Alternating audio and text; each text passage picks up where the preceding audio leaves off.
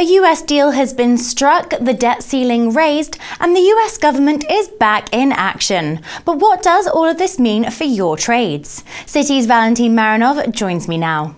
Valentin, to touch on market behaviour pre-deal, while the FX markets experienced narrow trade and weak volume, a lot of cash investors did in fact move over to equities, which, aside from an understandable shift away from US Treasuries, have proven more responsive than the FX markets. Can you expand on this divergence?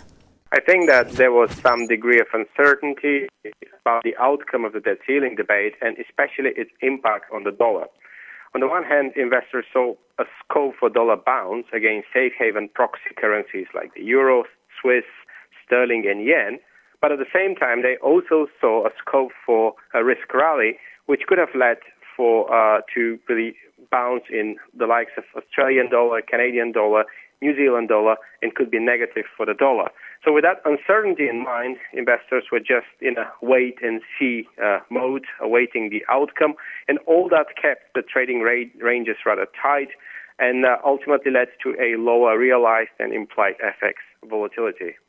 Guests speaking to Dukascopy TV this week have commented on the remarkably low-level volatility seen in the FX markets, despite the level of fundamental uncertainty. Does this typify market attitude towards this whole process, do you think? Well, to a degree, yes, indeed. Markets were certainly aware of the risks involved, especially risks associated with a potential U.S. bankruptcy. That said, I think markets were in a wait-and-see mode going into the government shutdown and that ceiling debate, and that lack of conviction was reflected in subsiding FX volatility. I think going forward with that debt ceiling deal behind us, risk appetite, if indeed that is the outcome in coming weeks, could actually continue to push FX volatility lower still over the next few weeks. While a relief rally was seen in US trade on Wednesday following the deal, how do you see this playing out in coming trade? We think that one key risk in the near term remains a potential U.S. downgrade, especially by Fitch ratings. Fitch ratings have put the U.S. government rating on negative outlook, and the risk is now that we could see a downgrade before long.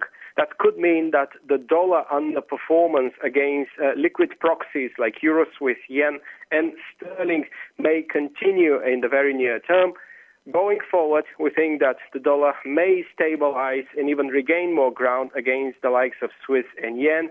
But for that, we really need to see the U.S. data coming in better than expected yet again. We also think that if indeed that risk appetite remains resilient from here, that may weigh on the dollar some more against risk-correlated currencies like the Australian dollar, Canadian dollar, New Zealand dollar, but also some Scandinavian currencies.